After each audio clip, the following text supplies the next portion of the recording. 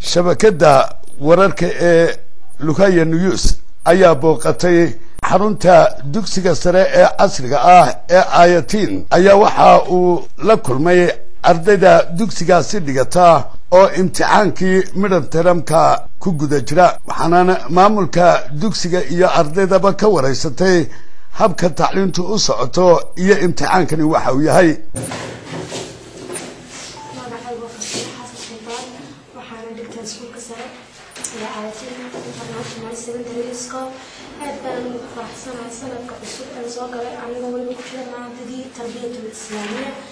ما وحنا سلامنا مع المين تايدا أرضيدا يو تقول تلفزيون كذا. دوسي واحد بالشيء سواء أدب وسرساء وكده وانت سكولة كده دوسي سر كنسا وحنا وفرة دوسي سر سكولة برا هذه أدب يعني وكده ما يعني دوسي هذا كان حساب تايم بدل ما فقدنا كان حساب ساعة كان في شنو فرتكاي مع مين فعنا نوري كنا. دوسي هذا بيتا. آيتين. إنه سلبا دوارك درين كذا امتحان كنا دودي الجلوسة. يعني وانا كنت امتحان في المسجد. إذا دوكسي قاعد دقيتو مري إسك ماله.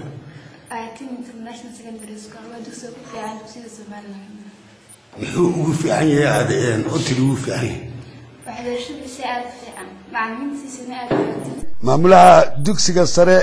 آيتين أحمد محمد عاتية ayaa ka waramay waxyaabaha dugsiga ka socda iyo qorshe ay damacsan yihiin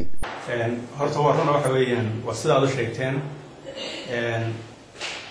asalka markii horena Ayatiin ujeedooyinka loo aasaasay waxa ka mid ahay inuu waxbarasho toos ah iyo waxbarasho dadba oo dhigi karo marka tii tooskii alxamdulillah waan bilownay September baan bilownay imigana weydii ka maanta u jooga muxuu ahaa in imtixaankii midterm examinationkii la bilaabay waxaan markaa u gudubnay qodobkii kale oo aan muddo ka shaqeynay oo ah xagga luqadaha iyo IT-da iyo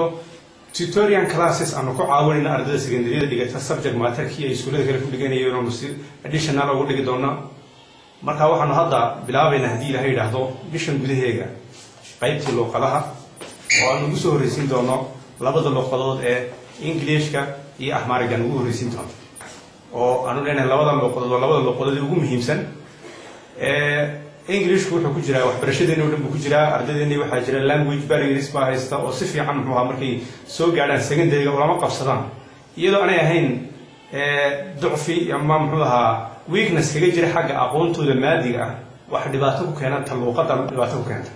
oo ardaydeena waxay ka fikiraan hadda macallimiintu dhan way wada ogyihiin vocabulary ka fikiraan ereygan macnihiisu waa maxay ereyga kale macnihiisu waa maxay marka taas aan isleenahay ardayda imiga ku jirta eedasha iyo dugsiyada dhexe iyo form muxuu secondary-da ku jirta